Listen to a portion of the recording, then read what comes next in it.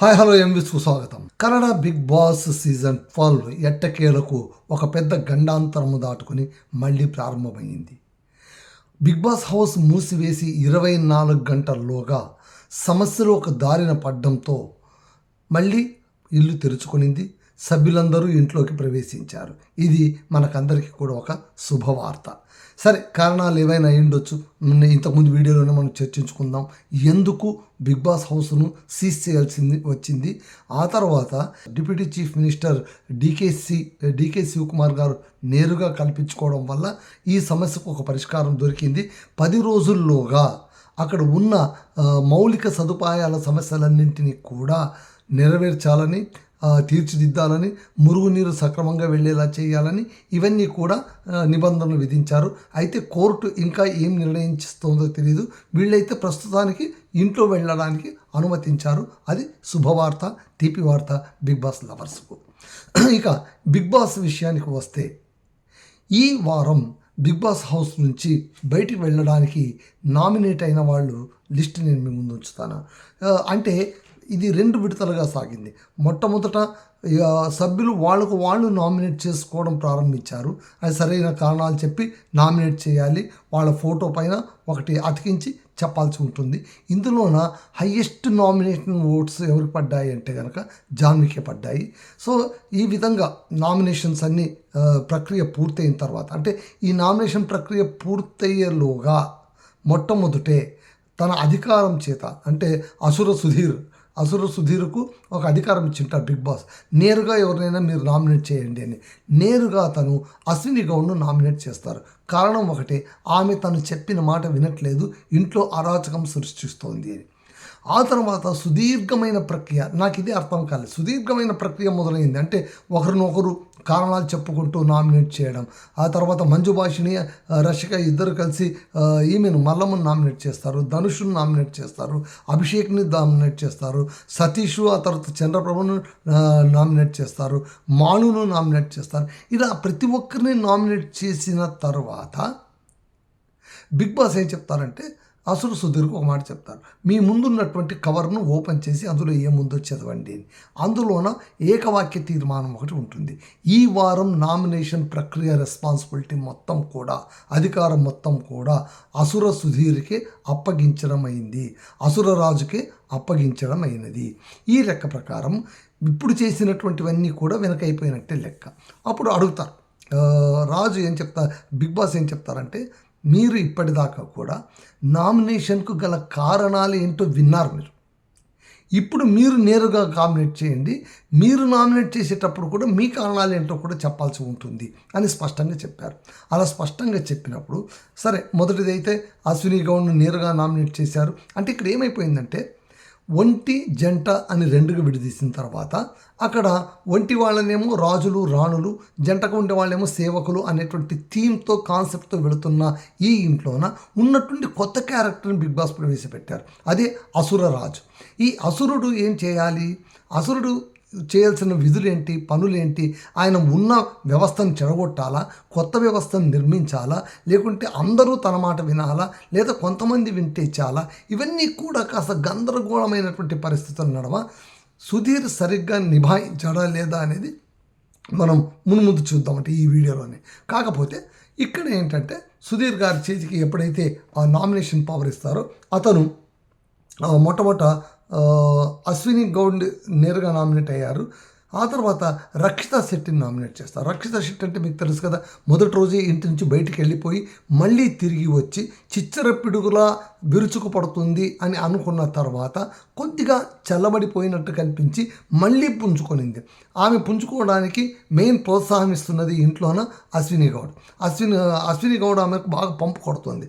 లేదు నువ్వు బాగా మాట్లాడుతున్నావు, బాగా చెలరేగిపోతున్నావు, ఇట్లాగే చేయాలని జంటల పైన, ఆ తర్వాత అసురుడి పైన ఉసిగొల్పేటువంటి పనిలోన ఈమె పడింది. ఎవరు? అశ్విని గౌడ్. సో ఈ దెబ్బతోనే మళ్ళీ ఈమె ఒక పిల్ల రాక్షసిలాగా రెచ్చిపోవడం మొదలు చేసింది అనమాట.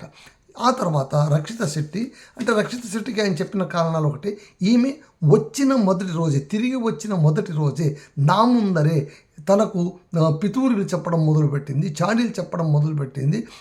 తనకు ఒక రీజన్ తెలీదు, ఎలా మాట్లాడాలో తెలియదు. కాబట్టి ఆమెను నేను నేరుగా నామినేట్ చేస్తున్నాను అని ఆమెను నామినేట్ చేశారు. ఆ తర్వాత జాన్వి అంటే జాన్వి నామినేట్ చేయడానికి కారణం ఏంటంటే కనుక ఈ అశ్విని గౌడ్ని ఎందుకు నామినేట్ చేశారో జాన్విని కూడా అందుకోసమే నామినేట్ చేశారు. ఏంటి, చెప్పిన మాట వినట్లేదు.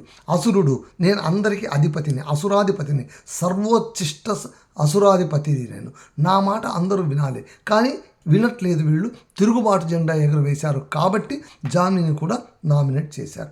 ఆ తర్వాత మంజు భాషిని రషికను కూడా, ఎందుకంటే వీళ్ళు కూడా సరిగ్గా వ్యవహరించట్లేదు, వాళ్ళ విధులు సరిగ్గా నిర్వర్తించట్లేదు, అది ఇదని కారణాలు చెప్పి వాళ్ళిద్దరిని. ఆ తర్వాత మాళు సింగర్, ఆయన్ని చేయడంలో నా ఒక స్పెసిఫిక్ మంచి కారణం చెప్తారు ఆయన. ఏంటంటే మాళు ఈ ఉదయం నుంచి కొంతమందితోన నేను వెళ్ళిపోతాను, ఇక్కడ నాకు ఉండటం కుదరదు, ఎలా పడితే అలా చేయాలంటే నేను చేయలేను, సేవకుడిగా చేయాలి, ఇంటి పని చేయాలి, వంట పని చేయాలి, బాత్రూమ్ క్లీన్ చేయాలి, కసువు నూకాలి, ఇవన్నీ కూడా నా వల్ల కాదు, నాకంటూ కొంచెం ఆత్మాభిమానం ఉంది, నన్ను బయట నా ఊరి వాళ్ళు మరోలా చూస్తూ ఉంటారు, ఇవన్నీ చేసి నేను అక్కడికి వెళ్తే అక్కడ నా మర్యాద ఏమైపోతుంది, నేను ఇక్కడ ఇమ్మలేను, నేను వెళ్ళిపోతాను అని ఆయన మొరపెట్టుకున్నది మనకు కనిపిస్తుంది అనమాట. సో ఎంతో కలలు కానీ ఇక్కడికి రావాలని చాలామంది ఎదురు చూస్తూ ఉంటారు. వాళ్ళందరి అవకాశాన్ని కాదనుకొని మీకు అవకాశం ఇచ్చినప్పుడు ఆ అవకాశాన్ని అందుకొని వచ్చినటువంటి మాళ్ళు మీరు ఇంటి నుంచి బయటికి వెళ్ళిపోతానని చెప్పడమే అన్యాయం. కాబట్టి నేను మిమ్మల్ని నేరుగా నామినేట్ చేస్తున్నాను అని. స్పందనది ఏం లేదు, ఆమె యాక్టివ్గానే ఉంటుంది, కాకపోతే ఒకరినే నామినేట్ చేయడానికి వీల్లేదు కాబట్టి మాళ్ళను నామినేట్ చేస్తున్నాను నేను. ఆటోమేటిక్గా స్పందన కూడా నామినేట్ అయిపోయారనమాట. అలాగే మాళ్ళు, స్పందన, ఆ తర్వాత అభిషేక్ అశ్విన్ని కూడా నామినేట్ చేశారనమాట. అభిషేక్ కూడా ఏంటంటే కనుక ఆయన కొంచెం దుందుడుగా వివరించాడు, ఇంట్లోనే రెబలెంట్గా ఉంటున్నాడు. ఇవన్నీ కూడా ఆయన చెప్తున్న కారణాలంటే నేను చెప్పిన మాట వినట్లేదు, వీళ్ళు నేను చెప్పినట్లుగా నడుచుకోవట్లేదు, వీళ్ళు ఇష్టారీతిగా వ్యవహరిస్తున్నారు, మీరు నాకు అధికారం ఇచ్చారు కదా, ఆ అధికారాన్ని నేను ఎక్సర్సైజ్ చేయడానికి ప్రయత్నిస్తుంటే వీళ్ళు నన్ను అడ్డుకుంటున్నారు అనే మాట చెప్తారు. ఆ తర్వాత ధనుషును మొదటి నుంచి కూడా నామినేట్ చేస్తూనే వచ్చాడు. కారణం ఒకటే, ఈయన స్ట్రాంగ్ అపోనెంట్ కాబట్టి, కంటెస్టెంట్ కాబట్టి నామినేట్ చేస్తూ వచ్చారు. ఈసారి కూడా ధనుష్ను నామినేట్ చేశారు. సో వీళ్ళందరినీ ఇట్లా నామినేట్ చేసిన తర్వాత మళ్ళీ ఆట ప్రక్రియ మొదలవుతుంది. ఇక్కడ ఏంటంటే గందరగోళం మొదలవుతుంది. ఏంటి, రాణులుగా ఉన్నటువంటి అశ్విని గౌడ్, ఆ తర్వాత జాన్వి. అశ్విని గౌడ్ ఒకటి చెప్తుంది, నువ్వు రాక్షసుడివి, నీకు ఇచ్చిన రోల్ ఏంటి, రాక్షసుడి రోల్ ఇచ్చారు, నేను రాణిని, రాణులు రాక్షసుల్ని రాజ్యంలోకి ఎలా రాణిస్తారు, మా సేవకులు వాళ్ళు మాకు పని చేయాలి, వాళ్ళను మనకు పని చేయనీయకుండా మీరు అడ్డుకొని వాళ్ళని హైజెక్ చేయడానికి ప్రయత్నిస్తే నేనెందుకు కూరుకుంటాను. పైగా ఇక్కడ అసురు సుధీర్ ఏం చెప్తారంటే, ఇక రాణులు అంటూ లేదు, సేవకులు అంటూ లేదు, అందరూ ఒకటే, ఎందుకంటే నన్ను సుప్రీంగా పెట్టిన తర్వాత మీరందరూ నా అండర్ కింద వచ్చేస్తారు, కాబట్టి మీరందరూ కూడా నేను చెప్పినట్టే వినాలి, చచ్చినట్టు విని తీరాల్సింది, నేను క్రూర అసుర రాజును అని ఆయన మొదలు పెడితే అశ్విని గౌడ్ ఉంటుంది, లేదు బిగ్ బాస్ మాకు అట్లా చెప్పలేదు, మేము రాణులమే. కానీ ఇందులో కొంతమంది డివైడ్ అయిపోతారు. ఇంటి కోసము అని చెప్పి ధృవంత్ కావచ్చు, ఆ తర్వాత మరికొంతమంది కావచ్చు, వాళ్ళు ధనుష్ అటు ఇటుగా ఉంటాడు, ధృవంత్ వెళ్ళిపోతాడు, రక్షిత ఎటు వెళ్ళాలో తెలియదు, మల్లమ్మ ఎటు వెళ్ళాలో తెలుసుకోలేకుండా ఉంటుంది. ఆ తర్వాత జాన్వి ఈమె పంచన వచ్చేస్తుంది. ఎవరు పంచన? అశ్విని గౌడ్ పంచన. సో జాన్వి అశ్విని ఒక జట్టుగా ఉండి వాళ్ళు మేము మీ మాట వినేకి వస్తేనే లేదు అన్నప్పుడు, అయితే మీకు ఫెసిలిటీస్ ఇవ్వను అని ఆయన భీష్మించి కూర్చుంటాడు.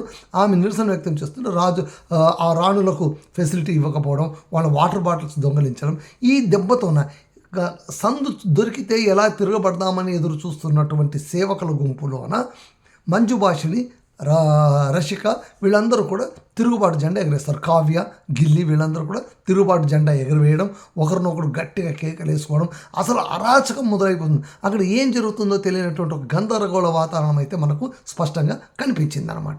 ఈ సమయంలోన ఏం చేయాలో అంటే ఇలాగే అనిశ్చితి కొనసాగిస్తూ ఉంటే, ఈ అనిశ్చితి మధ్యలోనే మళ్ళీ బిగ్ బాస్ పిలుస్తారు. ఎవరిని? అసురు సుధీర్ని పిలుస్తాడు. పిలిచి ఆయనకు గట్టిగా పాఠం చెప్తాడు.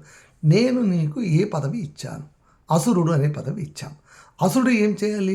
అందరికీ సర్వోచ్చిష్ట అసురాధిప అంటే ఏంటి? అందరికంటే కూడా అధికారం ఉన్నవాడు అధిపతి అని కదా అర్థం.